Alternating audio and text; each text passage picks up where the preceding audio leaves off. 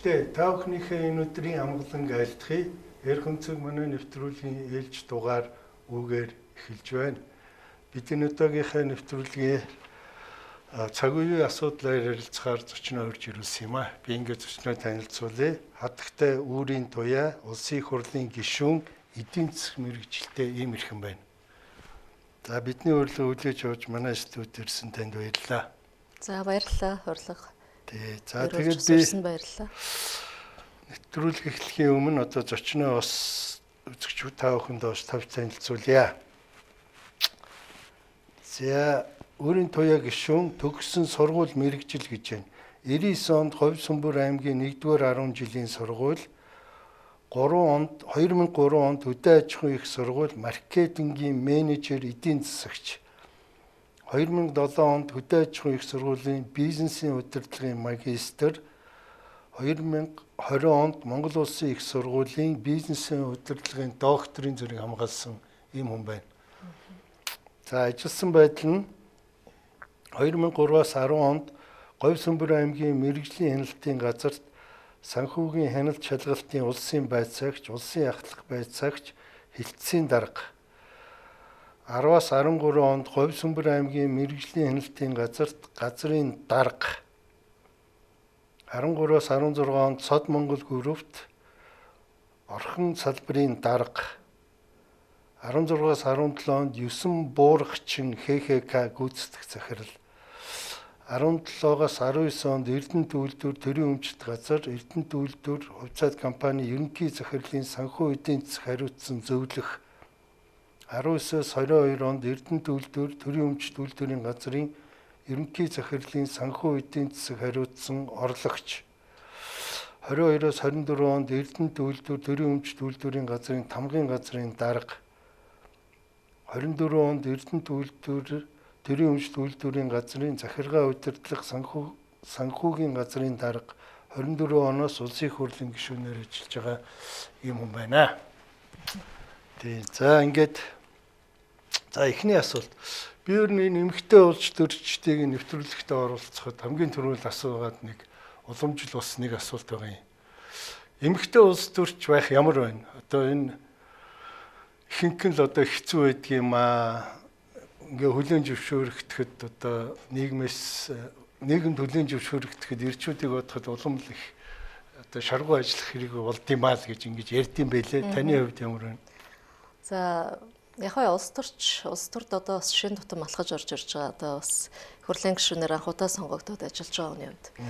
Тэгээ энэ парламентын онцлог нь өөрөө бас Монголын одоо парламентын түүхэнд хамгийн олон эмэгтэй гишүүнтэй парламентод ажиллах боломж олцсон нь бас нэг талаасаа давуу тал байгаа гэж ойлгож байна. Тэгээ энэ удаагийн парламент 32 эмэгтэй гишүүнтэй. Тэгэхээр 32-уулаа бас одоо 5 намын төлөөлөл. Тэгээд эмэгтэйчүүд маань нэгдэж бас эмэгтэйчүүдийгээ дэмжих, за хүүхдийн асуудал, хүний эрхийн асуудал, эмэгтэйчүүдийн асуудал, гэр бүлийн асуудал дээр бол хэдүүл ямар нэгэн байдлаар улс төрчихгүй шүү.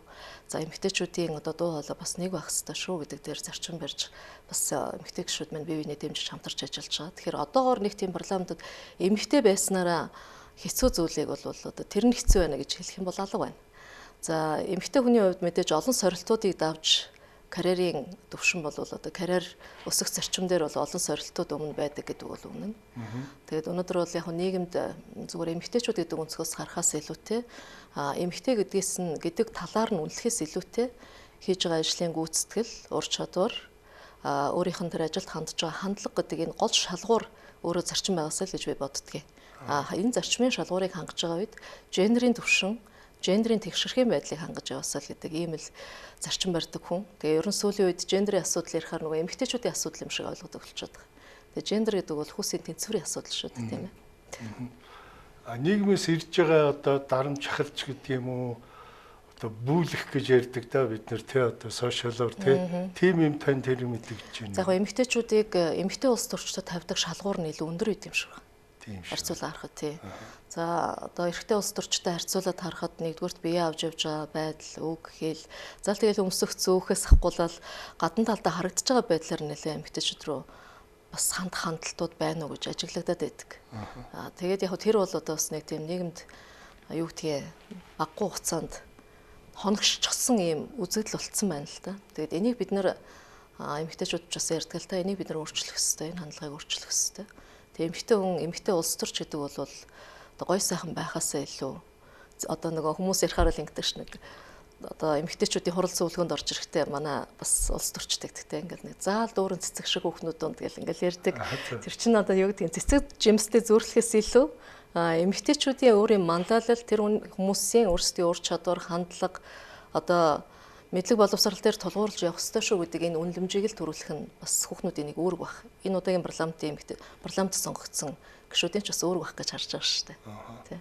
Тий зүгээр миний хувийн ажиглалт шүү. Зүгээр ингээд сошиал мошиал дээр ингээд улсууд мэдээж яваагүй ч гэдэг юм уу дөрмж ус энэ зүрийн үг хэллэг ингээд тухайн хүн рүү хэлдэг яадаг дайрдаг юмнууд байдаг. Зүгээр тэрийг одоо ингээд өнгөрүүлж сурсан, чингээд сурсан ч гэдэг юм уу чаддаг. Тийм байвал одоо нэг яагаад байдгүй юм шиг. А зүгээр өөдөөс нь өрүүлзэл ингээл хариу яагаад ингээд байвал улам л бүлий дээр л урдгийн юм шиг надад гэж харагдаад байгаа шүү дээ. Ер нь тэр үнэлэлтэй миний хувьд бол нэг тийм сошиалын бичиж байгаа одоо тэр сэтгэгдэл, дайралт юмд бол нэг тийм эмзэглээд байдаггүй. Байх ёстой зүйл гэж хүлээж авдаг. Яа тэгвэл тэр тусмаа улс төрд явж байгаа хүн бол шүүмжлэлгүй орчинд байна гэж авч байхгүй шүү дээ. Авах гэхийн ухаанаар хандах хэрэгтэй. За үнэхээр одоо сошиал орчинд өнөөдрийн байнгын нийгэмд бодит органикаараа санал бодлоо илэрхийлж байгаа нэг хэсэг байхад зохион байгуулалттай дайралт хийж байгаа ч нэг хэсэг нь байна. Тийм. Тэгэхээр одоо мэдээж хүний хийж байгаа ажил ярьж байгаа асуудал сэдв, хүндж байгаа асуудал сэдв тэр бүхнийг тухайн хийж байгаа хүн шиг, тухайн хүндж байгаа хүн шиг судалсан хүмүүс одоо гадна талдаа байхгүй байна л гэж ойлгох хэрэгтэй. Яг тэгвэл тухайн ярьж байгаа сэдв, тавьж байгаа асуудлынхаа талаар хамгийн сайн мэдж байгаа хүн би өөрөө шүү дээ. Тэгэхээр тэрийг бусдад зөв ойлгуулж чадчихэв үгүй юу гэдэг асуудал байна л да. Тэгээд ойлголтын зөрүүтэй байгаа зүйл дээр бусдыг шүүмжлээд одоо энэ ингэж намайг эсэргүүцээд байна гэж харах нь бас өрөөсгөл л дөө. Энэ та жагсаалтын гишүүн те? Би торгоо сонгогдсон гишүүн. Тэгсэн билүү уучлаарай би одоо тийм байна. Тэгвэл нөгөө төвийн бүсээс сонгогдсон байна те? Би хойд бүсээс Хөвсгөл Булган Орхон гэд манай хойд бүсийн 3 аймаг. Тийм ээ. Та ч өөрөө тэр үед Эрдэнэтэд ажиллаж байсан. Тэгээд хойд бүсээс сонгогдсон. Тэгээд торгоо сонгогдоход одоо эмэгтэй гишүүн за та тэндээс ч одоо юу илүү гарчлуу яалаа? Ам намынхан. Ер нь бол манайх ч 8 мандаттай хойд бүс дээр 8 мандат дээр өнгөрсөн одоо энэ томсгосон тойргоор хийсэн анхны сонгуул бас чамгүй өрсөлдөө явсан. Тэгээд үндсэндээ бараг 100-аад нэр дэвшигчтэй байлаа шүү дээ. Тийм. Тэгээ 8 мандат дээр Монгол Ардын нам 7 судал, Арчилсан нам 1 судал авсан. За Арчилсан намаас бол манай одоо экс ерөнхийлөгч Батулга ганцаараа гарсан. Батулга гишүүн сонгогдсон. За Монгол Ардын намаас манай Хөвсгөл аймаг одоо үндсэндээ Хөвсгөл аймаг бол 33 мандаттай, Орхон 3, Булган 2 байлаа шүү дээ. Энэ тоогоор л 8-аар мандатын тоо тогтож. Тэгээ энэ дотор бол одоо бас сонгогдсон нэг эмэгтэй гишүүн. Тийм байна. Тийм. За танд тэгвэл баяр хүргэе. За тэгээд энэ бид чи одоо энэ 24 оны сонгуулийн өмнө үндсэн хуулиндээ өөрчлөлт оруулж агаад тийм ээ энэ сонгуультай одоо энэ жагсаалт гэдэг юмыг оруулж ирээд тэгээ бүсчилсэн хөгжил гэдэг тийм одоо ойлголтыг үндсэн хуулиндээ оруулж ирээд ингээд сонгуулиа хийсэн. За ингээд та бүхэн ингээд одоо сонгогдоо яг 1 жил болчихжээ. Энэ хооронд одоо энэ үндсэн хуулинд оруулсан энэ өөрчлөлт маань зөв байж юу, буруу байж юу? Та хувь гишүүний чинь бодлыг би сонсон энэ дээр. Миний хувьд бол зөв байсан гэж боддог. Зөв байсан гэж боддог. Бүсчилсэн хөгжлийн үзэл баримтлалыг Монгол улс бас их олон жил ярьсан. 20 гаруй жил ярьсан. Бараг 2001 оноос хойш одоо анхны үзэл баримтлалаа батлал ингээл ярьсан. Гэхдээ яг хөрсөн дээр бүсчлэгдэж бодлого хэрэгжиж явахгүй л байсан байхгүй.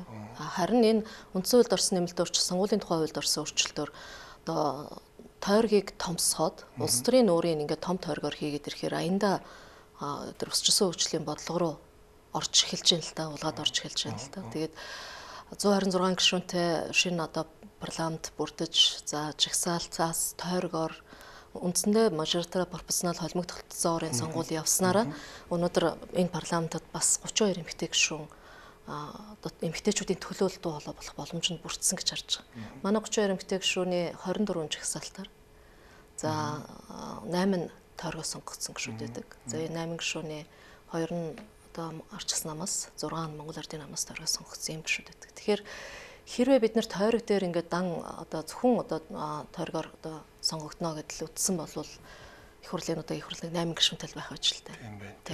Тийм учраас нэгдүгээрт эмэгтэйчүүдэд бол одоо төлөөлөл оролцох маш том боломжийг нээсэн. Нөгөө талаас салбарын мэрэгжлийн экспертүүд их орж ирсэн гэж харагдаж байгаа. Тийм мэрэгжлийн төлөөллүүд их орж ирсэн.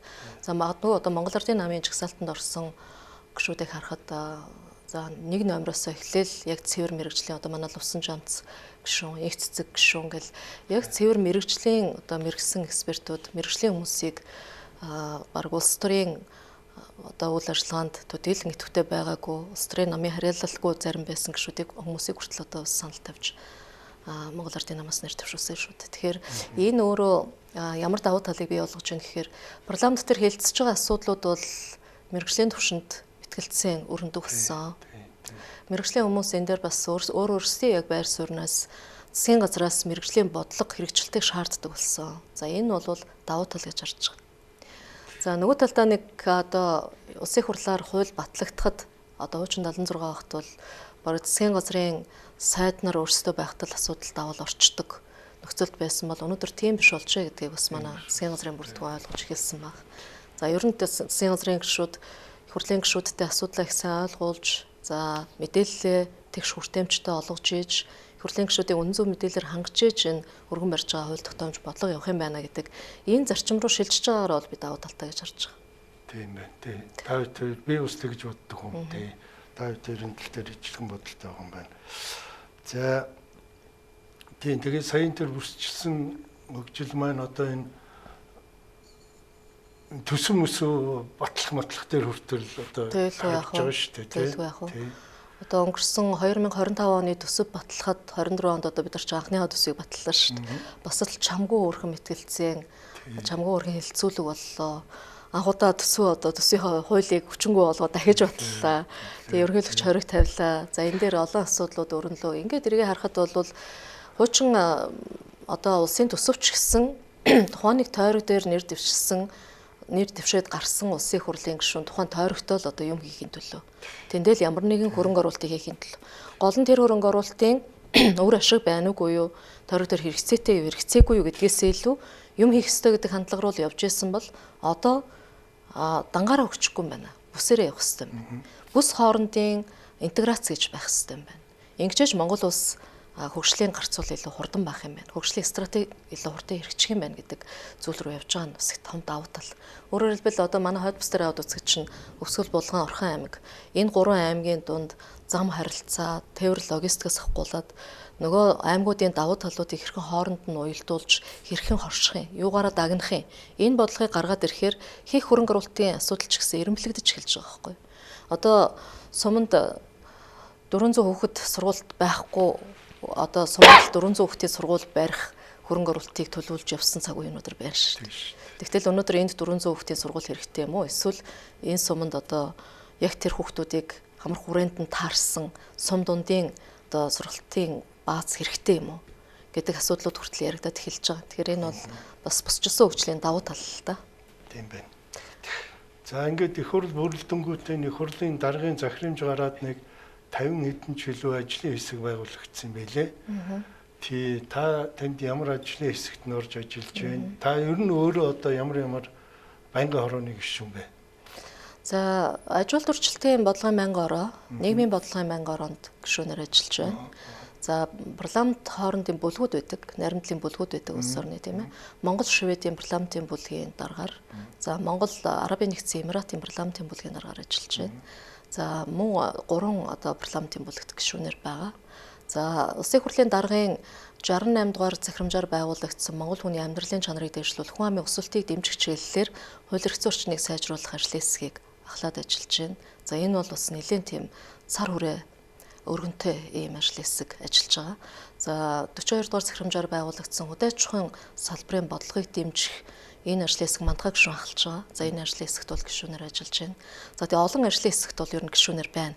За хуулийн төслүүд одоо хуулийн төслүүд дээр ажиллах ажлын хэсгүүдэд гишүүнээр бас ажиллаж байна. За эдгээр хуулиуд дээрээс ахалж байгаа өөрийн санаачилсан нэг хууль байна. За их хурлын даргын захирамжаар ахлуулсан бас нэг ажлын хэсэг байна. За санхүүгийн оршооны тухай хуулийг ахалж ажиллахаар их хурлын даргын захирамж гарсан ингээд ахлаад ажиллаад явж байна. За олон хүүхэдтэй эхийг одоо урамшуулах тухай хуулийн нэмэлт өөрчлөлт оруулах саналыг өөрөө боловсруулаад санаачлаад бас улсын их хурлын нэр бүхий 5 гишүүнтэй хамтраад одоо өргөн барихад бэлтцсэн ингэ явж байна. За энэ засгийн газар яг нэг одоо нэг ерөнхий сайдаа хоцруулчаад бас нэг хугацаа тодорхой хугацаа өнгөрөх хооронд улсын их хурл дээр ч бас нэг ийм хоёр албан бичиг ингээд дээш тийшээ явсаа. Нэг нь 30 гишүүн гаруй үсэг зурсан, нэг нь 51 гишүүн гаруй үсэг зурсан ийм хоёр албан бичиг. Та энд оролцсон уу энэ хоёр албан бичиг зурхад? Аль алинд нь оролцсон. Аль алинд нь оролцсон. За Монгол Ардын намынхаа удирдах зөвлөлд Монгол Ардын намаас одоо нэр дэвшээ сонгогдсон 30 гишүүн. Одоо санал хүсэлт илэрхийлж өгсөн. За энэ бол одоо намын дотоод ардчлалын нэг хэлбэр. Тэрэн дээр одоо тухайн үед сошиалор бол нэлээд тийм мушгиж гуйлсан, улс төрийн зорилгоор ашигласан өөрсдөө өсөж байна. Нэгдүгürt өөрсдөө өсөж байна. Хоёрдугаарт хэн нэг сайд болохгүй гэж байгаа юм шиг, хэн нэг сайд болгохын төлөө явж байгаа юм шиг. Тэгээ энэ бол ямар нэгэн албан тушаалын төлөөх одоо хүсэл эрмэлзэл байгаагүй. Зарчмын асуудлууд. Энэ бол намдаа одоо намын гишүүд гаргадаг л дотоод ардчлалын нэг хэлбэр. Монгол Ардын нам дотоод ардчлалтай байгааг л нэг илэрхийл болсон гэж бодож байгаа. Нөгөө 50 гаруй гишүүд гарын үсэг зурсан, 51 гишүүн гарын үсэг зурсан асуудал бол шинэ ерөнхий сайдад хаягдсан. Энэ бол хүсэлт байсан. Ямар нэгэн шаардлага байгаагүй.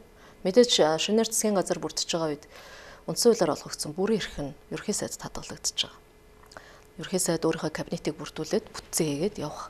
Түүнийхээ төлөө өөрөө бүрэн хариуцлага авлага явж байгаа энэ үед бол нэгдүгээр гендерийн асуудлыг бид нар тэнд хамгийн гол хүндэд тавьсан юм байна. Гендерийн асуудал. Тэр бол зөвхөн одоо парламент дахь эмэгтэйчүүдийн тухай асуудлыг хүндсэн юм биш.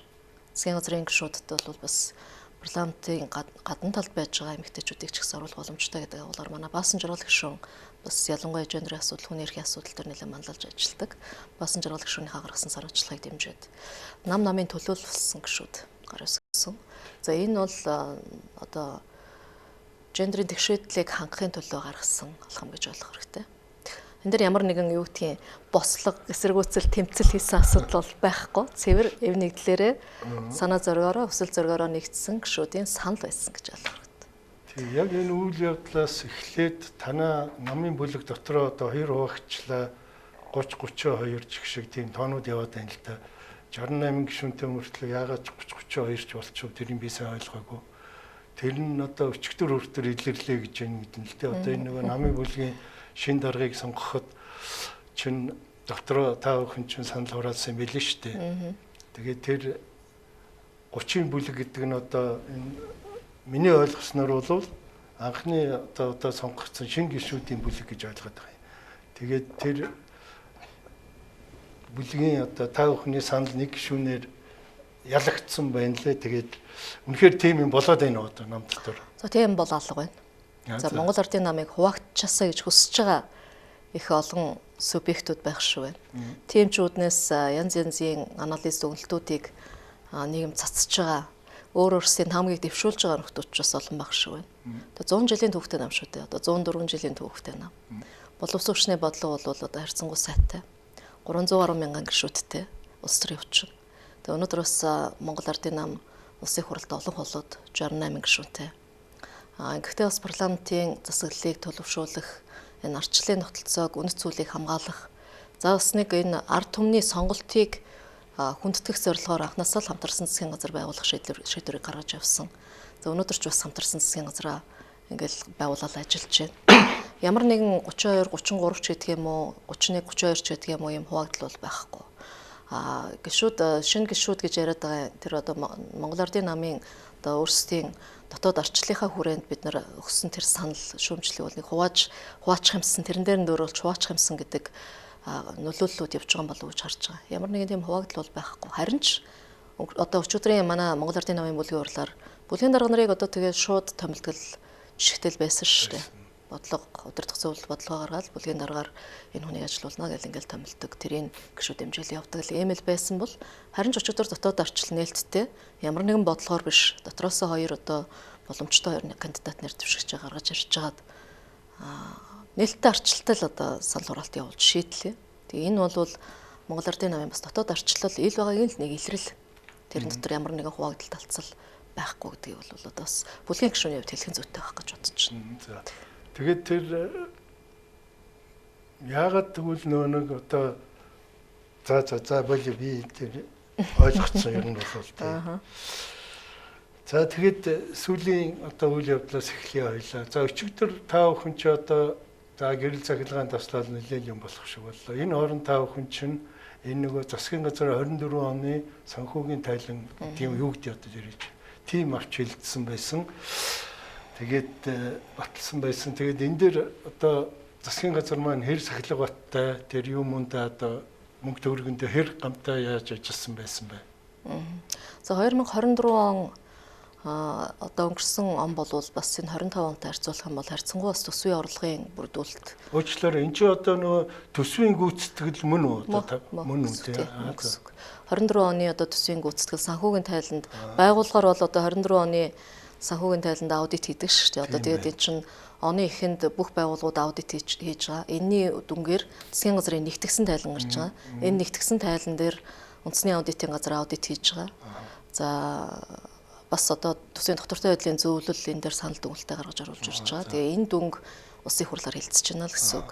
Тэгэхээр засгийн газрын нэгтгэсэн тайланд санхүүгийн үйл ажиллагаа тусгагдахаас гадна за мөн одоо хүрэх гэсэн зорилттой хүрч үү, тавьсан зорилтуудаа хэрэгжүүлж үү, өмнөх аудитор гэсэн үүрэг даалгавар ямар байв, засгийн газрын бодлого шийдвэрийн хэрэгжилт ямар байв, санхүүгийн хувьд ямар байв, эрчний аж ахуй нэгж байгууллагын тайланд хамрагдав гэдэг ийм зүйл одоо гарч байгаа. Үндсэндээ 6000 гаруй аж ахуй нэгж байгууллага одоо хамрагдсан нэгтгэсэн тайлан засгийн газрын нэгтгэсэн тайлан бол гарч байгаа шүү дээ. За үүнээс төрийн өмчт компаниуд бол нэг 196 төрийн өмчт компани.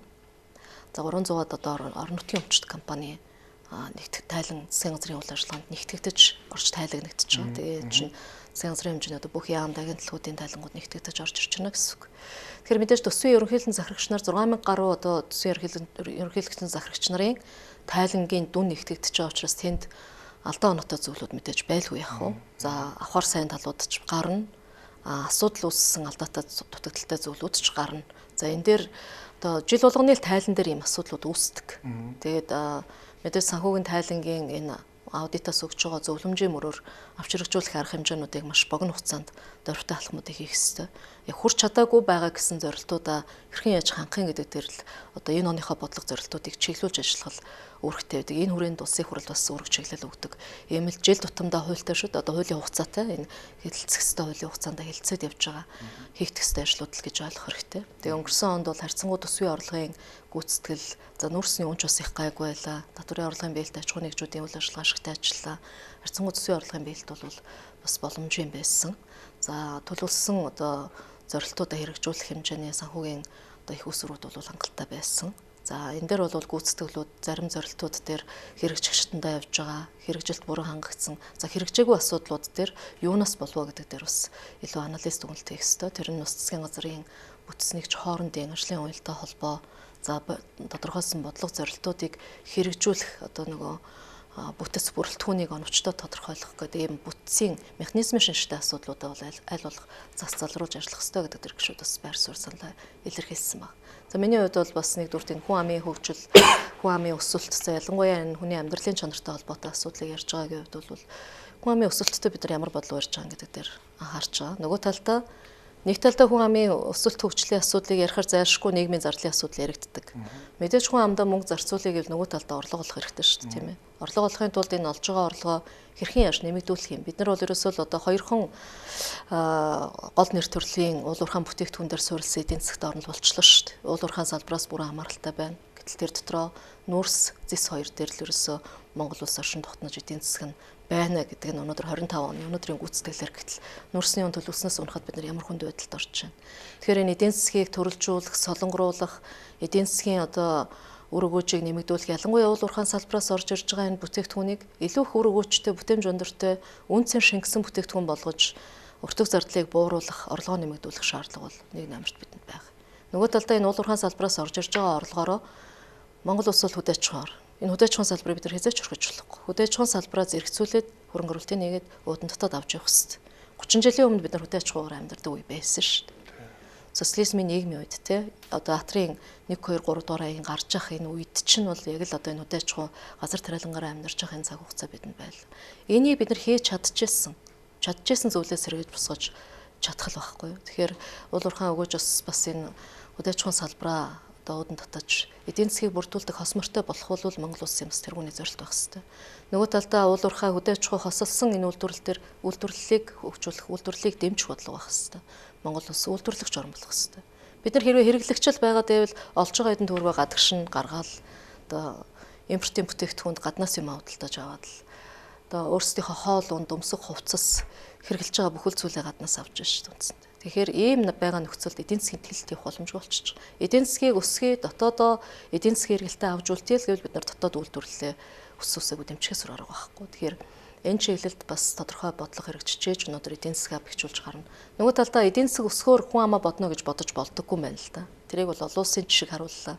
Ялангуяа Японы хөгжлийн одоо загвар концепцууд бол харуулж байна. Дэлхийн 2 дугаар дайны дараа Япон улс бол бас хүнд байдалд орж эдийн засаг хямрж явах үед хоолтой хоолгүй байх л юм өсвөлнгийн цаг үеэ бол хүнийхээ асуудлыг хаялгүй авч явсандаа л өнөөдөр энэ жишгт хүрсэн байна шүү дээ.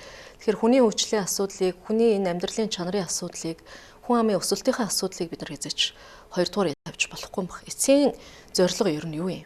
Монгол улс яах гээд төр засаг яах гээд энэ олон мянган төслүүдийг хэрэгжүүлээл, яах гээд энэ үйлдвэрлэлийг барьж босгоол, яах гээд энэ дэд үтцийг тавиал байгаа. Эцсийн дүндээ хүнээс сайхан амьдруулахын төлөө шүү дээ. Тэгээ Монгол улсын тусгаар тогтнол бол үндсэндээ одоо үндсэн суурь нь газар нутагтай байх, хүн амтай байх гэдэг тулгуур зарчим дээр одоо 2 гол үндэс нь бол аливаа улс үндэсний тусгаар тогтнол оршдог. Энэ 2 тусгаар тогтнолын үндэс суурь болсон асуудал дээр өнөөдөр Монгол улс хүн амын өсөлтөн дээр онцгой анхаарах хэрэгтэй. Газар нутгийн бүрэн бүтэн байдал тусгаар тогтнолын асуудлыг бол бас ч гэж одоо гадаад харилцаа ерөнхийлөгчийн одоо засаглалын зүгээс хэрэгжүүлж байгаа энэ бодлого энэ асуудал дээр геополитикийн амаргүй нөхцөлд бид тусгаар тогтносон улс шүү. Улсын хэл баталгаатай, улсын хэл аюулгүй, хэлийн ямар нэгэн маргаангүй байгаа шүү гэдгийг гаргаж чадчих байгаа нь бас давуу тал юм л да. Одоо нөгөө талдаа бид нэр 3.5 саяулах на Монгол улс. Хүн амын өсөлтийн хурд жил тутам буурч. Гэтэл манай хойд хөрш 120 гаруй сая хүнтэй, урд хөрш 1.4 тэрбум хүнтэй. Гэтэл энэ хоёр том хөршийн дунд бид нар 3.5 саяулах на хүн ам зүйн бодлогоо Монгол хүний ген энэ удмын асуудлыг хэрхэн цэвэр авч үлдэх вэ гэдэг бол бидний толгой гарчлах хэвээр бодлого болчиход байгаа. Магадгүй энэ бол өнөөдөр эдийн засгийн аюулгүй байдлаас ч нэн тэргуунд тавих аюулгүй байдлын асуудал болсон байх гэж би харддаг. Нөгөө талдаа хүн амынхаа өсөлтийг хангаж бид нар дотоод үйлдвэрлэлд дэмжинэ. Монголчууд бид нар ядаад нэг 5 сая л болчихмоор.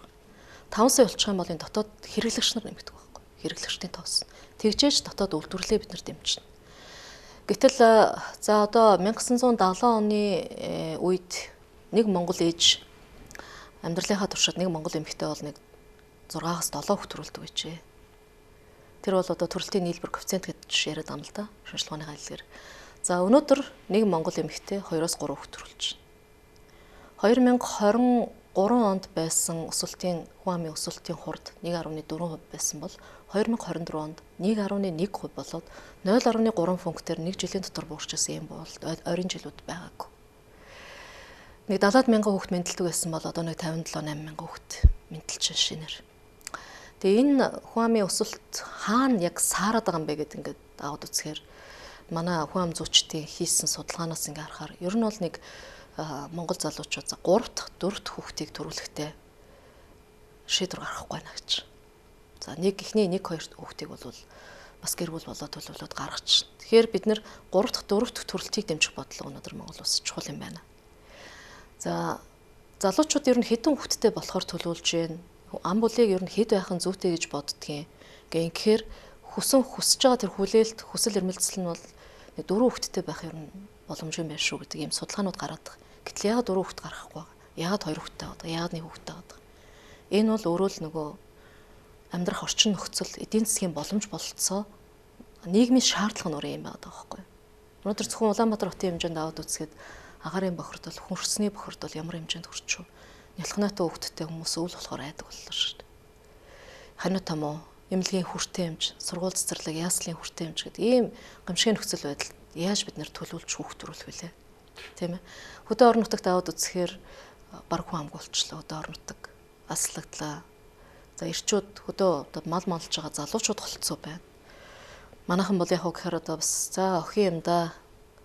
Монголчууд нэг юм хандлага шүү дээ. Хүний цараа арахгүй амьдраг те. Охин юм боловсралтай болог. За миний хүү гал голомтоос ихэд гэртээ үлдээд аав ээжтэй туслаад нэг хэдэн малынхаа аяцхыг хараад мө дүүгээ юм уу ихчээгээ юм уу сургууль соёлтой мэрэгчлээ боловсралтай болоход нь тусал гэл ингээл аваад болцчихдаг. Гэтэл охтууд хотод ирээд ихтэй сургууль төгсөөд буцаад хөдөө очихгүй шүү дээ. Энд л ямар нэгэн байдлаар шингэж амьдрахын төлөө тэмцэж байна. Орон нутагт залуучууд гэр бүлээ төлөвлөж чадахгүй ганц бие залуучуудын тоо өсөж байна. Хүн ам зүүн бүтэц алдагдаж байна. Цус ойртолт нэмэгдэж байна гэд ийм хүн ам зүүн эмзэг асуудлууд дээр энэ бусчилсан хөгжлийн бодлогыг хүн ам зүүн бодлоготойгоо уйж, дээр нь эдийн засгийн бодлоготойгоо уйж, хөшүүрэг механизмыг хийжээж хүн амын өсөлтөд дэмжих хэрэгтэй юм. Энэ хүн амын өсөлтийн бодлого нөгөө талдаа эдийн засгийн өсөлтийн бодлоготойгоо зэрэг явах хэрэгтэй. Тэгээ энэ зарчмын байр суурь дээр бол бас 68 дугаар захирамжийн ажлын хэсгийг төлөвлөж, оруулж, за өнгөрсөн хугацаанд энэ хүн амын өсөлтийг дэмжих чиглэлээр Монгол улс юу хийсэн? Ямар хууль тогтоомж гаргасан? Энэ хууль хэрэгжиж байгаа мó, хэрэгжихгүй байгаа мó? Энэ одоо бид нар мөнгө хэлбэрээр олгож байгаа гэдэг юм уу? Засгаас бодлого барьж хүн амаа өсгөхийн тулд барьж байгаа энэ бодлого өнөөдөр яг хүн амын өсөлтөнд нөлөөлж чадсан юм уу? Энэ дэр нэлээд судалгаанууд хийгдэж байна. За намрын чуулганд бол бид энэ одоо 100 хийсэн судалгааны 100-ны туршид хийх энэ судалгааны ажлуудыг эцэслэн дуусгаад намрын чуулган дээр яг энэ хүн амын өсөлтийг дэмжихийн тулд биднэрт ийм бодлого хэрэгтэй, ийм хууль эрх зорчинд өөрчлөлт оруулах хэрэгтэй байна. Энэ дээр төсөн мөнгө тавих хэрэгтэй байна гэдэг зүйлээ төсвийн өмнөөс гаргаж авна гэж үзээд ингээд ажиллаж байна. Тийм. Тэгээд эн чинь 24 онд чинь төсөв чинь юу гэдэг вэ? Чинь хоёр их найдаар давж үйлсэн гэдэг лөө. Төсвийн орлогын 24 оны гүйцэтгэл бол төсвийн орлогын төлөвлөлт, за төсвийн зарлага, за тэгээд доторх одоо сангуудын төлөвлөлт гүйцэтгэл аль аль нь эрэг дүнтэй гарч байгаа. За төсвийн орлогын биелэлт давж биелсэн нь бол зах зээл дээр нэгдүгээрт бид нэр экспортын бүтээгдэхүүн нүүрсийн нэлээд гайгүй гаргацсан. За үн ханш гайгүй байсан. За аж ахуйн нэгжүүд маань хүлээлтээс бас дажгүй сайхан ажиллаад татврын орлогод нэлээд давж биеллээ. За энэ оны хувьд бол эсэргээрээ хүнд нөхцөл байдал ухтж байна. За одоо энэ чинь хамгийн сүүлд ерөнхий сайд Зандрагчдар даргын одоо сайдын чуулган дээр хэлсэн мэдээлэлээр бол үндсэндээ за анх ажил авахтан төсвийн орлогын тасалдал 2.2 их найдад хүрч ирсэн бол ажил авснаас хойш энэ богинохон цаг хугацаанд ерөөсөө 7 хоногийн дотор нэг их найдаар нэмэгдчихлээ гэдэг ийм мэдээлэл хийж байгаа. Тэгэхээр геополитикийн бодлого нь улс орны гадаад талдаа өрнөж байгаа энэ асуудлуудад Монгол улс их эмзэг мэдрэмтгий эдийн засагт улс орн гэдэг нь харагдаж байгаа юм л да. Тэ. Сая Америк одоо бас л янз янзын нөхцөл байдал гаргаад одоо бас онгоц буужин хөөрөх энэ төр гэл янз янзын нөхцөл байдал гаргаад нүүбэн дээр одоо бас шүүмжлэлтэй байр сууриас хандаал газрын төсний үн өсөх нэмэгдэх ийм хандлага үүсэл эхлэнгүүт энэ нөхцөл байдал манад шууд бас нөлөө үзүүлж байгааг л нэг хэлбэрэлтэй. Тэгэхээр хүссэн үсээгүй бид нар энэ нүүрснээс хамааралтай төсвийн орлогын бүрдэлтийг л өөрчилж чадахгүй бол энэ эдийн засаг бол одоо юу гэдгийг Монгол улс өөрөө дотроо мэдэж төлөвлөхөд бол бас амаргүй нөхцөл байдал руу явж байгаа. Би зүгээр ягаад энэ асуултыг асуусан гэхээр тэр нөгөө орлогоос давсан юу гэж нэг сан ман руу хийдэг, хадгалдаг, нөгөө мөнгөгүй болохоор авч хэрэгэлдэг нэг тим юм байна уу байхгүй юу? Үндэсний баялагын сангийн асуудлаар та бас ярьж байгаа шүү байна. Тэр чинь нэг хэд хэдэн сан байх шиг байна. Докторжуулалтын сан гэж байна тий. Зүгээр тийшээ хэр мөнгө орсон юм бол одоо бид нар чинь төсөв ингээд тасалтад эхлэхэд тэндээсээ авах мөнгө байна уу л гэж амьдаа санаа зовоод байна. Ер нь бол үндэсний баялагын сангийн сан маань өөрөө 3 сангаас бүрдэж байгаа. Үндэсний баялагын сангийн одоо хуулиар зохицуулагдаж байгаа. Тэгээд энд маань нэгдүгürt хөгжлийн сан гэж вэ, хуримтлалын сан гэж вэ, докторжуулалтын сан гэж вэ. За уул уурхайн одоо бүтээгдэхүүний үн зах зээл дээр төлөвлөснөөс өндөр байгаа нөхцөлд тэр үнийн зөрүүг бид нар хуримтлуулдаг байхгүй. Гэтэл өнөөдөр уул уурхайн бүтээгдэхүүний үн унтчаад байна л да. Тэгэхээр энэ нөхцөл байдал өнгөрсөн жилийн одоо хуримтлалын санд үүсгэсэн зардал чинь тэр хуримтлуулж байгаа хуримтлалын хөрөнгө маань төсвийн одоо юу гэдгийг алдагдал нөхөлт одоо тэр дутагдал гэдэг юм уу тийм зүйлийг нөхөхөд бас чиглүүлэгдэхгүй л те тусгай хуультай зохицуулагддаг хуультай. Гэхдээ бид нар одоо бол бас энэ үндэсний баялагын сангийнхаа хуулийг эргэж харах бас шаардлагатай байна гэж үзээд байгаа. Хууль тогтоомж гаргаад хэрэгжүүлээд явж байгаа сайн хэрэг. Амьдрал дээр, практик дээр хэрэглээд эхлэхэд бид нар энэ үндсийн баялагын санг анхудаа байгуулж бий болгож байгаа шүү дээ. Аль нь оновчтой байна? Маневрыг бол богино хугацаанд бас хийгээд явдаг байх нь зөв байх гэж бодож байна. Тэгэхээр үндэсний баялагын санд орж байгаа энэ бүрдүүлж байгаа орлогыг нэмэгдүүлэх тал дээр их анхаарахгүй бол одоо бид нар хуваарлалт зардлын асуудлыг яриад байгаа. Юунаас бүрдэх юм бэ гэдэг тэр бүрдүүлэлтийн их үүсвэрийг нэмэгдүүлэх тал дээр бас анхаарах зохицуулах асуудлууд бас бий. Тэр бол уул уурхайн салбартай холбоотой, энэ стратегийн орд газруудтай холбоотой. За ялангуяа уул уурхайн салбар дээр одоо бид нар бодлого их тодорхой болгохгүй болвол өнөөдөр уул уурхайгаас хамаарсан эдийн засгийн мөртлөө уул уурхайн салбарын бодлого тодорхойгүй. Уул уурхайгаас хамаарсан эдийн засгийн мөртлөө хөгжлийн бодлого төлөвлөлт түүний удирдлагын тухай хууль дээр нөгөө гол хэрэгжүүлэх ёстой үндсэн одоо 8 хөтөлбөр дээр авчиж бодлогуудыг нэгтгэж байгаа шүү дээ. Тэр бодлого дотор уул уурхайн бодлого байхгүй. Тэгэхээр бид нар эн чинь юуг хараад байна гэхээр нөгөө гол эдийн засгаа чиглүүлж яваа хөшөөрөх дээрээ баримтах бодлого маань тодорхойгүй байна гэдэг бол бас учир дутагдaltaй асуудал юм байна. Ядчил бид нар гадна талдаа очивол одоо гадны хөрөнгө оруулагчтай уулзах та нар юуг чухал ашигт малтмал гэж үзэж байгаа юм бэ Монгол улс. Чухал ашигт малтмал гэдэг бол юу гэдэг одоо газрын авар элемент ч юм уу ямар нэгэн одоо нэр төрлөөр дэлхийн нийтэд адил байдаг зүйл биш шүү дээ. Тухайн улс орны хувьд юу чухал юм? Тухайн улс орны өөрийн нөөц баялагт тулгуурлаад аль ашигт малтамлаад чухал гэж үзэж тэрэндээ таарсан стратеги бодлого хэрэгжүүлдэг байх хэрэгтэй. Энийгээ бид нар бол тодорхойлж гарах хэрэгтэй байна. Монгол улсын хувьд нүүрс чухал юм уу, зэс чухал юм уу, газрын авар чухал юм уу, уран чухал юм уу, тий? Юугаа чухал гэж үзэх юм, жошоо чухал гэж үзэх юм уу? Энэ чухал гэж үзсэн элементүүд дээрээ бид нар цаашдын энэ уул уурхайн салбарын хөгжил, энэ ажилтны дөрвөлтийн хүнд үйлдвэрийн бодлогын салбарынхаа хөгжлийг тодорхойлж авч явах хэрэгтэй л гэж үздэг. Би ч бас одоо Эрдэнэт үйлдвэрт 8 жил ажилласан эдийн засгч хүний хувьд бол уул уурхайн салбарыг эдийн засгжуулах тал дээр одоо ажиллах шаардлага цаг хугацаанд тулчжээ л гэж хардаг шүү дээ. Тийм нэгэнт одоо уул уурхай ярьсан дээр нэг юм асуулт байгаа юм аа. Одоо ингээд Монгол улсууд ингээд шин төсөл, уул уурхайн шин төсөл хэрэгжиж гэхээр за одоо ингээд ард түмэнч эсэргүүцэх юм, нутгийн удирдлагын эсэргүүцэх юм. За сүүлдээ их хурлын дарга нь ерөнхий сайд нь очиод энийг ажилуулах гайч гэж ярьдаг боллоо эн чинь. Тэгээ энэ дээр одоо яаж шийдэх ёстой юм болоо? Энэ дээр би одоо хувь улс төрчийн хувьд би одоо өөрийн чинь сандлыг сонсомоор байна. Нэгдүгürt нөгөө бодлого тодорхойгүй гэдэг маань энэ л дээ. Хэрвээ бид нар уул уурхайн салбарынхаа бодлогыг тодорхой болгочих юм бол улс төрийн нөхцөл байдлаас үл хамааран доктортой явдаг бодлого бид нар зэрэгтэй шүү дээ. Монгол улс одоо өөрийн байгаа нөөц баялагтаа тулгуурлаад ямар ашигт малтамлуудаа чухал гэж үзэж энэ нэмүүртэг шингэсэн дараагийн боловсруулах шатны үйлдвэрлэлүүдийг энд байгуулж ажиллах юм. Ямар ашигт малтамлаа одоо хагас боловсруулаад гаргах юм. Ямар ашигт малтамлыг түүхийгээр нь экспортлох юм. Яг эндээс л бидний нөгөө бодлого эхлэх хэрэгтэй байхгүй.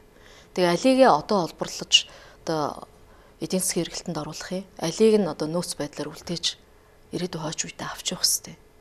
Байгаа юмаа бид нар өнөөдөр бүгдийг эхлүүлж чадахгүй шүү дээ. Тийм юм байхгүй. Тийм зүйл байлгүй. Тэр бодлого ч өнөөдөр тодорхойгүй шүү дээ. Стратегийн одоо ач холбогдолтой 16 орд 32 орд гэж тодорхойлсон. Гэтэл өнөөдөр тэн дотроос нөөцөнд тусцсан ч ордууд байж байна. Энэ бодлогоо зэгцлэх нэг номерын шаардлага байна. Хоёр дахь асуудал бол уул уурхайн салбарыг ард иргэдэд ойлгуулах. Уул уурхайн салбарын талаар бүхий л төвшөндөө нэг ойлголт нэгдсэн байр суурьтай нэг зэгцтэй ойлголттой болох асуудал бидэрт дутагдaltaй байна. Уул уурхайн компаниудаа ад үзээд байдаг. Уул уурхайн үйл ажиллагааг орон нутагт ад үзээд байдаг. Тэгээд нөгөө тэгтэл хүн болгон өөрөө уул уурхайн салбарын мэрэгчлэлтэн биш. Уул уурхайгаас ирэх сөргүүр дааврыг мэдэхгүй шүү дээ. Ард иргэдийн буруу биш байхгүй. Яг тэгвэл энд бид нэр төр мэдээлэлээр хангаж чадахгүй байгаагийн нэг илрэл. Ард түмэнд уул уурхайн салбарыг, уул уурхайн компаниудыг зөв ойлгуулдаг болох нэг механизм нь өөрөө энэ амнат байхгүй юу? Амнат юм байна.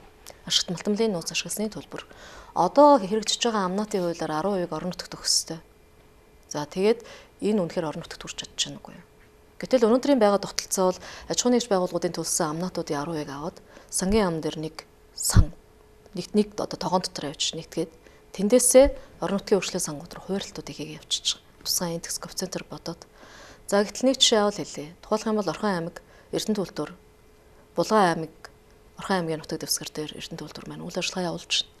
За гэтэл ашигт малтамлын нууц ашигласны төлбөрөөс 10% төлнө гэвэл одоо Орхон аймаг жишээлбэл 10% авах нь л та тий 10% аваад явах. Гэтэл өнөөдөр Орхон аймгийн төсөвт хуваарлагдж байгаа орон нутгийн сангийн амнатаас орж байгаа мөнгийг аваад үзэх юм бол 4.3% 10%-д хүрдэггүй. Яагаад ингэж хүрдэггүй юм бэ гэхээр манай сангийн амныхан тайлбарлаж байгаагаар бол Монгол улс нэгдсэн нэг төсөвтэй энэ амнатын хувь ашгийг зөвхөн одоо Эрдэнэт Орхон аймаг биш бүх улс орондоо яриа хүртэх ёстой гэж үздэг. Нэг талаасаа зөв. Гэхдээ нөгөө талаасаа уул уурхайн салбарыг ард иргэдэд орон нутагт ойлгуулъя гэвэл салбараас орж байгаа өгөөжийг бодиттой орон нутагт нь үзүүлдэг байх ёстой. Тэгвэл амнаатын за 10% нэгдсэн байдлаар аваад бүх аймагуудад хуваадаг юм байж. Тэгвэл тодорхой хувийг тодорхой хөрөнгө оруулалтын санхүүжилт их усрыг энэ бусчилсан хөгжлийн бодлоготойгоо үед бүсийн зөвлөл рүүгээ олгодог. Тухайн бус нутаг өөрийнхөө тулгымцсан асуудалд хөрөнгө оруулалт хийх боломжийг олгодог ийм механизм өнөөдөр шаардлагатай. Энийг бол үндэсний баялагын сангийн хуулийн өөрчлөлтөөр их боломжтой гэж харж байгаа. Тухайлбал хөрөнгө оруулалтын сан гэж байна шүү дээ. Бид нар хөгжлийн сан гэж байна. Хөрөнгө оруулалт хийх ёстой, хөгжлийн бүтээн байгуулалт хийх ёстой. Тэр төрөл улсын нэгдсэн төсөвдөр бодлого гараад энэ хуваарлагдаж байгаа юм бол бүс болгонд нь тэрийн их усрын уул уурхай салбартаагаас нь хамааруулаад олгодог л дээ. Тэгээ уул уурхай салбартай бүс нутаг тэрийг дэмжиж байгаа бүс нутаг илүү их хөгжлийн концепц, хөгжлийн боломжууд нэгдээд ирэхээр ард ирэг тэрийг ойлгож эхэлнэ. Уул уурхай өгөөж ингэж явдаг юм байна гэдгийг мэдэрч эхэлнэ. Өнгөрсөн цаг хугацаанд уул уурхай салбараас орох үр өгөөжийг хамгийн ард түмэн мэдэрсэн шийдвэр бол ковид үед гарсан гэж би боддгийг. Хөрс хөрөлөгч ерхий сайдаар ажиллаж байх үедээ хөрс хөрөлөгчийн тухайн үед толгойлж байсан засгийн газар ковидын үед нэг чухал шийдвэр гаргасан. Тэгээ энэ бол бас ковидын эсрэг арга хэмжээ авсан улс орнуудын дунд бас жишээ болох үс ийм арга хэмжээ байсан гэж бас дэлхийд дахинд үнэлэгддэг юм байна. Монгол улсын нийт айл уурхай аж ахуй нэгж байгууллагын тог цахилгааны төлбөр уур ус дулаан хог хаягдлын зардлыг хүртэл төр хариуцна гэдэг шийдвэр гаргаад эхлээд 6 сар байсан, дараа нь жил болсон. Ингээд жил 6 сар болсон. 18 сарын хугацаанд Эрдэнэтийн уурхайчид энэ ачааг нуруундаа үрж төлбөрийг бүрэн барагдуулсан. За үүнд бол 1.2 их найт төгрөгийг зарцуулсан байдаг. Тухайн үеийн аншаар бодоход 350 сая доллар. За энэ уул уурхайн салбарын өгөөж ард иргэдэд очсон үндэсний баялагын сангийн эхлэл тавигдсан анхны алхам болсон гэж би бас боддгоо шүү. Тэгээ энэ үед ч бас Эрдэнэт улс төрийн санхүүг хариуцаж бас энэ ажлын арын зохион байгуулалтыг баг хамт олноороо хийж исэн хүний хувьд бол Монгол улсын айл өрх бүрт аж ахуй нэгж бүрт энэ Эрдэнэтийн зэс молибдены баяжмлын үр өгөөж орсон юм байна. За тэн дээр ч бас тэр 49% нь нөгөө Монгол улсын мэдлэлд эргээд ирсэн 100% болцсон байсан. Тэр ч бас гол үүрэгтэй байсан баха яг тэр бол тий. 49% Монгол улсын мэдлэлд ирсэн төрийн 100% өмчийн оролцоотой байж энэ шийдвэр бол гарсан. Нөгөө талдаа юу гэдгийг Оросын талд өгдөг ногдлол шиг борсон учраас Монгол ингэсэн гэдэг. Тэр бол өөрлөлтөө, тэр бол тийм биш. Энэ дээр бол эдийн засагчид яг мэрэгжлийн хүний үднээс аваад үзэх юм бол би энэ дээр эсрэг барь суурьтай байдгийг тийм шээ. Ногдлол шиг хуваарлтаараа хуваарлж байгаа. Ногдлол ашгаас тэр мөнгийг тэр тог цахилгааны төлбөрийг төлөөгүй байхгүй. Татвараа өгөөд ногдлол ашгаа өгөөд дээрээс нь тэрийг хариуцсан. Тийм үү. За өөрөө ийм юм байна. Энэ улсын их хурлын аж үйлдвэрлэлтийн байнгын хорооны шийдвэрээр засгийн газрын 14 мега төслийн үйл ажиллагааг эрчимжүүлэх, бодлогын төвшин зөвлөмж гаргах ажлын хэсгийг ахлан ажиллаж байгаа юм байна. Энэ одоо ямар зорилготой ийм ажлын хэсэг байна юм? За энийг бас санаачлаад яг энэ 14 мега төсөлтэй холбоотой засгийн газрын мөрөө хөтөлбөрт орчихсон байгаа энэ ажлын хэрэгжилт ямар байгаа юм бэ гэдгийг сонсъё гэж санаачлаад байнгын орон дээр бас сонссон. Эдийн засгийн хөгжлийн аж үйлдвэр эрсдлийн мэдээлэл хийсэн. Тэгээ өнөөдөр бид нэр засгийн газрын мөрөө хөтөлбөрт орчихсон 14 мега төсөл хэрэгжиж эдийн засгийн эргэлтийг авчирнаа. Энэ 14 мега төслийг энэ 4 жилийн бүр эрхийнхаа хугацаанд хийж хэрэгжүүлнэ гэдэг ингээд их том зорилт тавьж байгаа. Тэгээ энд бол мэдээж томоохон хөрөнгө оруулалт өндөр дүнтэй хөрөнгө оруулалтын дүнгууд яригдчих. Тэгээ сайхан танилцуулгууд яваад байгаа. За өнөөдөр яг гар дээр ингээд бэлэн төсөл болцсон, техник эдийн засгийн үндэслэл нь гарцсан, зураг төсөв нь хийгдсэн хэдэн төсөл байна гэвэл бас учир дутагдaltaй байна. Тийм болохоор өнөөдөр бол бид нар энэ төсвийн нөөц боломж бас юм байгаа үед өнөөдөр энэ 14 төсөл дээр бодиттой хандъя. Хэрэгжих боломжтой байгаа төслүүдээ ч бид нар урагшлуулж ахиулж чадахгүй байна өнгөрсөн цаг хугацаанд. Би бас байнгын орнуудын хурал дээр энэ дээр бас нэлээд шүүмжлэлтэй хандж байсан. Эдийн засгийн хөгжлийн яам энэ асуудлыг бол нэгтгэж хариуцаж явахгүй байна гэдэг дээр нэлээд шүүмжлэлтэй хандж байр суурь илэрхийлж байсан. Би ганц жишээ аваад хэлэхэд энэ 14 мега төслийн нэг төсөл бол энэ зэс боловсруулах зохицолбор гэдэг нэрээр орсон Эрдэнэтэд хийгдэж байгаа үйлдвэр технологийн паркийг туршилсан зэсийн баяжмал хайлах боловсруулах үйлдвэр барих төсөл байна. Үйлдвэр технологийн парк Эрдэнэтийн нэрэгдэхийн парк бол өнөөдөр Монгол улсад үйлдвэр технологийн парк гэж нэрлэгдэж байгаа энэ хүнд үйлдвэрийн паркууд дотор хамгийн боломжтой хөрөнгө оруулалтууд нь хийгдсэн дэд утсуудын хийгдсэн парк. Бид нар паркийн асуудлыг бас их олон жил ярьж байгаа. Гэхдээ цогцоор нь дэд утсын асуудлыг шийдэжсэн тийм тохиолдол байхгүй мэл. Өнөөдөр Эрдэнэтийн үйлдвэр технологийн парк эрчим хүчний асуудал дээр өнөөдөр тендерын зарлагдаад явж байна. Бусад бүх асуудал нь тендерын зарлагдаад ажил нь гүйцэтгэгдээд 80-90% гүйцэтгэлтэй болчихсон явж байгаа. Авто зам, төмөр зам, усан хангамж, ариутгах татварын асуудлууд.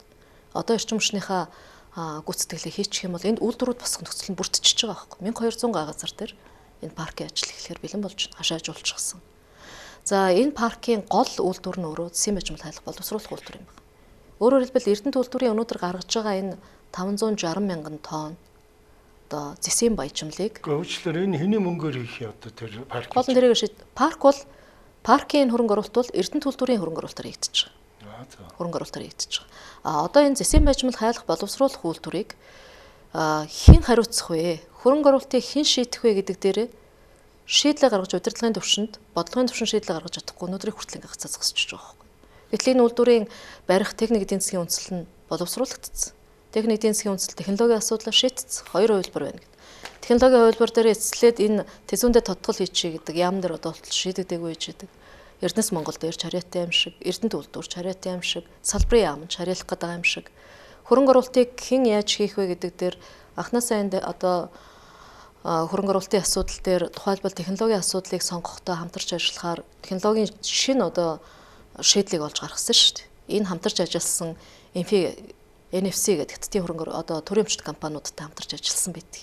Энэ оюуны хөрөнгө оруулалтыг хамтдаа хийгээд ноу хаваа гаргасан компаниуд тодорхой хувийн гаргыг саналаа тавьдаг. Тэрэн дээр шийдэл гаргадаг.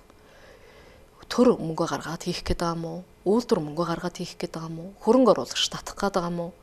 Энэ бодлогоо тодорхойлж чадахгүй өнөөдрийг хүртэл бүтэн жил бид нар одоо энэ бодлогыг гаргаснаас хойш алдчихлаа. Их хурл шийдэх ёстой юм уу? Хэн шийдэх гэдэг вэ? Засгийн газар дээр шийдлээ гаргаад хуулийн хөдөлсөлтүүдийг өргөн бариул явах ёстой. Хамгийн түрүүнд өөрчлөх ёстой хууль бол төрийн худалдаа хорчлогооны хууль. Энэ төслийг хэрэгжихэд хамгийн их жагтуулж байгаа хууль энэ өөрөө. Өнөөдөр Монгол улс энэ усыг худалдаж авахдаа хайлах үйлдвэр гэж миний яриад байгаа энэ үйлдвэрийг барих төслийг сунган шалгаруулах хууль нэг хуулиар явж байгаа шин. Тэгэхээр эн чинь энэ усыг худалдаж авах гэж байгаа тендертэй маш их тийм одоо дарамт юу гэдгийг маш олон процесс болдог. Нөгөө талдаа том хөрөнгө оруулалт орж ирэх ямар ч нөхцөлийг бүрдүүлж чаддаггүй. Ийм л байдалтай хаалт болоод байдаг ийм л хууль эрх зорчинтой байна. Би зүгээр нэг юм гайхдаг шүү гişүнэ. Одоо би тэрийг өөрөө чинь сонсъё. Бид нар нэг одоо энэ боловсруулах үйлдвэр байна гэж ингэдгийг одоо кокслгийн, зис хайлуулналгийн, ган үйлдвэрлэлгийн тэгээ энэ бэлэн бүтээгдэхүүнээ бид нар одоо энэ Оросын нутгийг давуулаад ч юм уу Хятадын нутгийг давуулаад өгөхгүй нь ойлгомжтой чадахгүй. Тэгэхээр бидний ганц судалтай авж байгаа одоо юу бол Хятадын зах зээл байна. Хятадын зах зээл чинь өөрөө түүхийд боловсруулдаг амар том үйлдвэрүүдтэй болохоор тэднийхээ нөгөө нэг ажлыг одоо ажлаар хангаж яхахын тулд гаднаас бол зөвхөн одоо түүхий эдэл авах сонирхолтой байдаг байх. Тэгэхээр бид нэр тэр бэлэн бүтээгдэхүүнийг маань авах одоо зах зээл нь хин юм бэ л гэж би гайхдаг байхгүй. Байлгүй. Та одоо ганцхан засгийн бажимал дээр аваад үзээрэй. Засгийн эрэлт улам нэмэгдэнэ.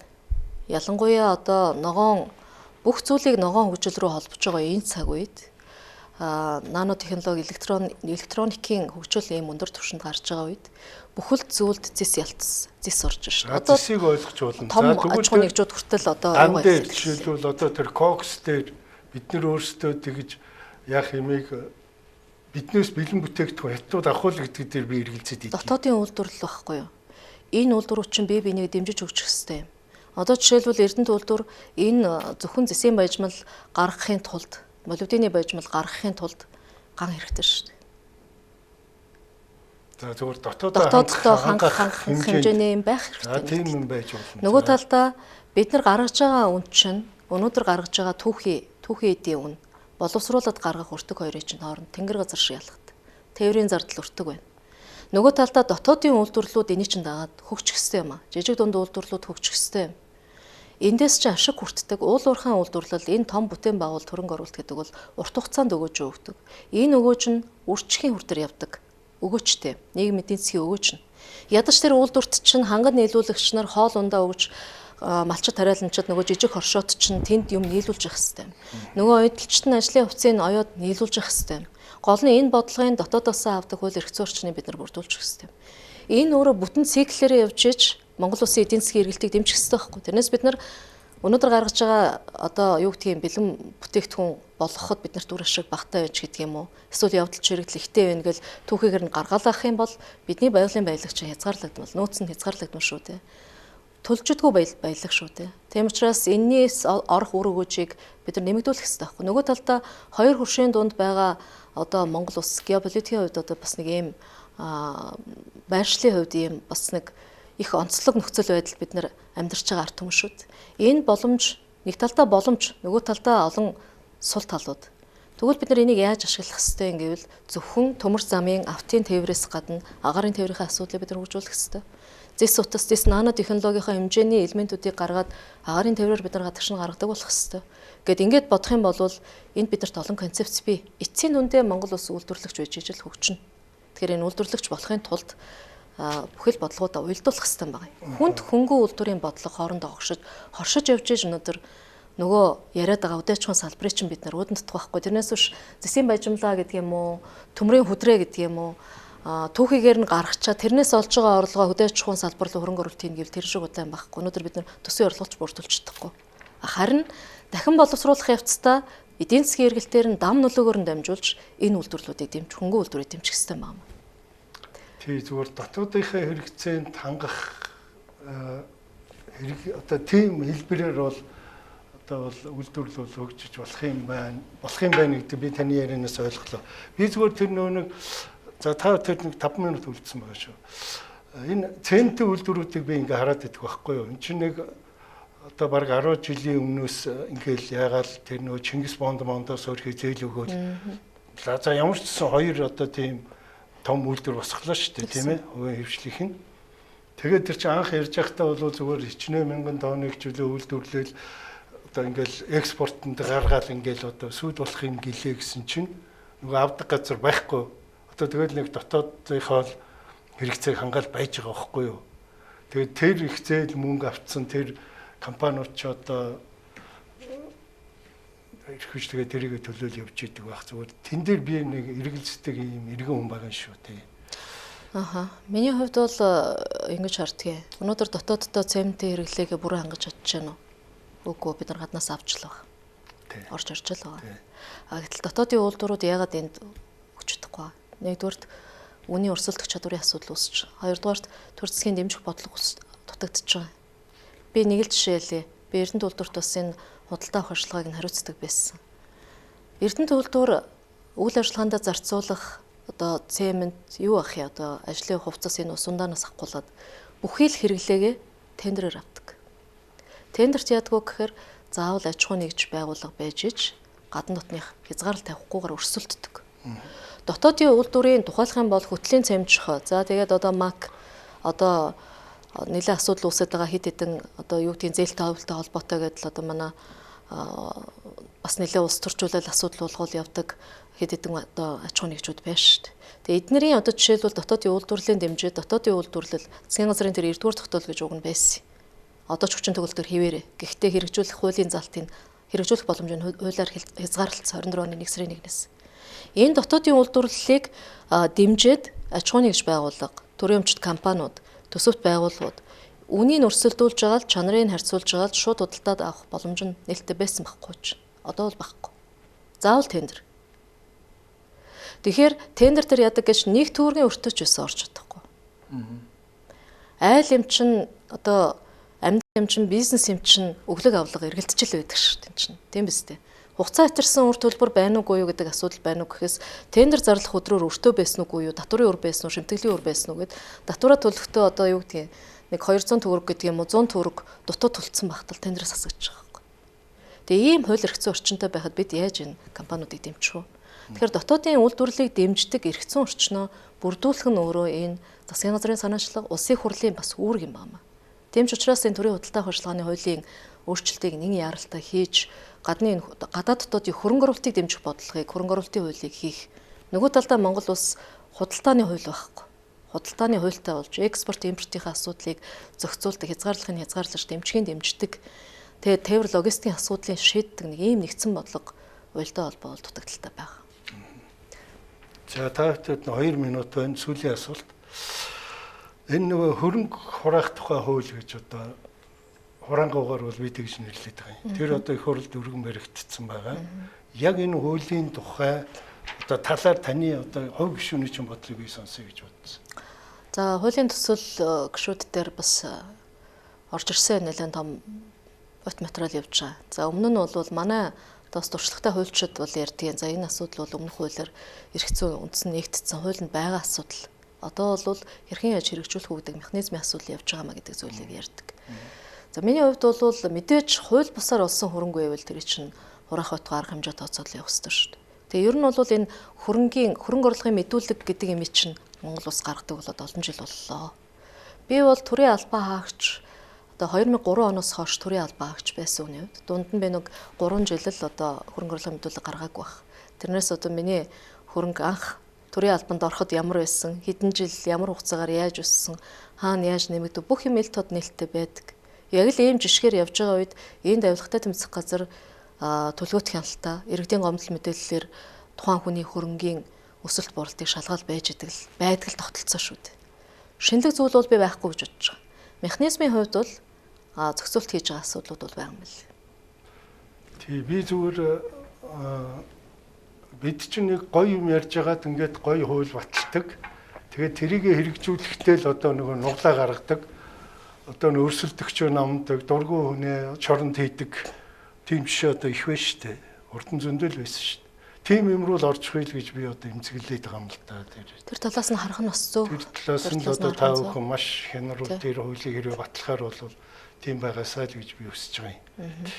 За баярлалаа. За баярлалаа. Нэвтрүүлгийн цаг өндөрлсөн байна. Тэгээ бидний урилгыг хүлээж аваад одоо энэ ажлынхаа өмнө одоо ингээд битээр яг 9 цагт нэвтрүүлгээ дуусч байна. Ингээд та одоо ажилдаа очино. Ингээд таны цаашдынх нь ажилд нь өндөр амжилтыг хүсье. Баярлалаа та бүхэнд. Баярлалаа. Үзэгчдээ манай өнөөдрийн нэвтрүүлэг үгээр өндөрлж байна. Дараагийн дугаараар уулзтраа түр баяртай.